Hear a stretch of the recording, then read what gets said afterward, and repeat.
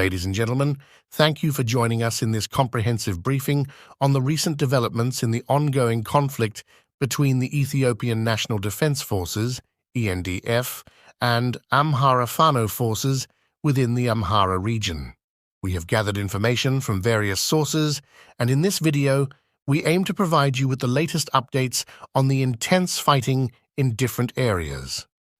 Beginning with the reports from Angareb and Semekifu near Gonda city, we have learned that intense clashes have taken place between Fano forces and a coalition consisting of ENDF, Amhara militia, and Amhara riot police.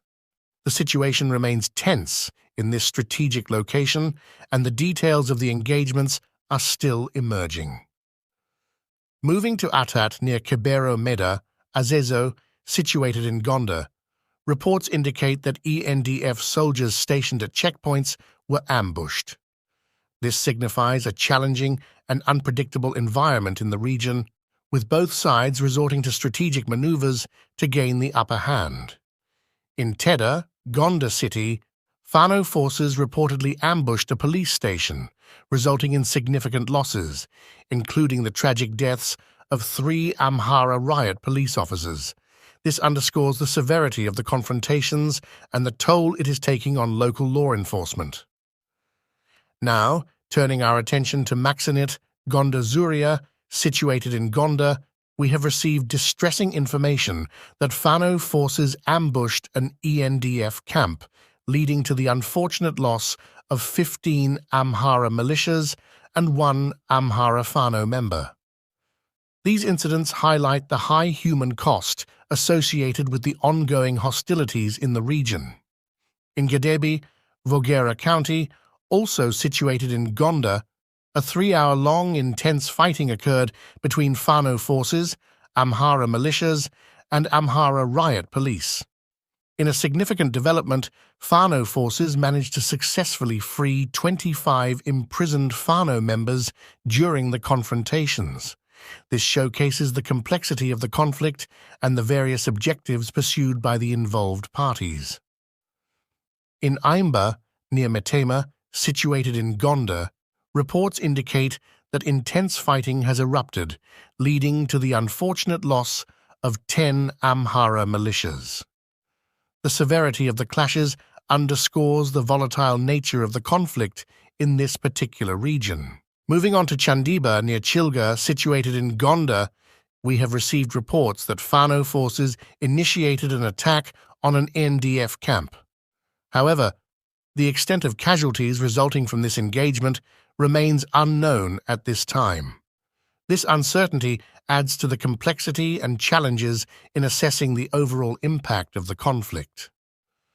In Lue, Este, and Masero, Amacheho, also situated in Gonda, intense fighting occurred recently. The specific details surrounding these incidents are currently being investigated, emphasizing the need for comprehensive and accurate information to fully grasp the dynamics of the ongoing confrontations.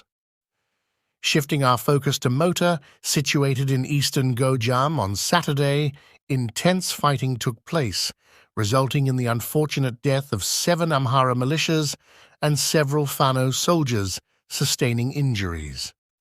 This indicates that the conflict is not confined to specific areas and continues to have widespread ramifications.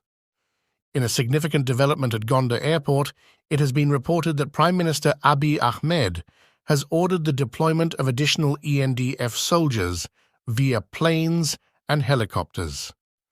Witnesses on the ground have reported observing 12 Antonov planes filled with soldiers landing in Gonda.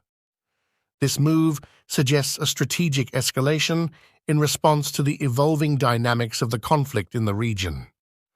Local news sources confirm that fighting erupted in Gonda city primarily on Saturday, affecting Azezo and Kebele, 18 localities within the city.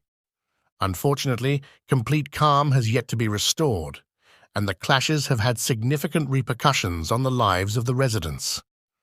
The timing of the conflict, coinciding with the Ethiopian Christmas celebration, has added to the challenges faced by the local population. Disruptions in business activities, transportation restrictions, and the imposition of difficult circumstances on residents in affected areas have characterized the holiday season. Reports indicate that government forces utilized artillery and heavy weaponry in Gondar, resulting in the tragic death of up to 14 people, including civilians.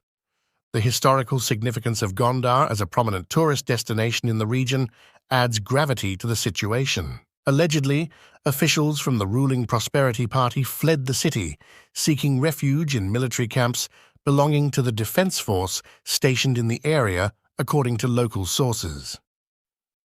Ongoing reports suggest that Fano forces continue to engage the defense force in parts of the city not previously mentioned. As of now, neither the Ethiopian government nor the Amhara regional state has released an official statement to clarify the security situation in the city and confirm or deny the reported casualties. Despite earlier claims by the Ethiopian Defense Force and the government regarding the restoration of normalcy in the Amhara region, multiple reports from local sources confirm active engagements between Fano forces and the Ethiopian Defense Force in various parts of the region. Last week, Fano forces entered Debre Berhan town, just 120 kilometers north of the Ethiopian capital, Addis Ababa. The occupation led to a joint operation involving the Defense Force, anti-riot police, and local militia forces, resulting in hours of intense fighting before the Fano forces withdrew from the city. Government structures across different parts of the region either lack functionality or are unable to provide public services due to security concerns, further complicating the situation. The Amhara regional state recently extended an ultimatum to Fano forces to surrender, claiming that over 5,000 Fano fighters have surrendered. However, Fano forces categorically reject this assertion as entirely false. The administration's ultimatum to Fano forces, issued twice and recently extended, underscores the complexities of the conflict and the challenges faced by the authorities in restoring order. As the situation continues to evolve, we will strive to keep you informed with the latest developments. Stay tuned for further updates on this unfolding crisis in the Amhara region.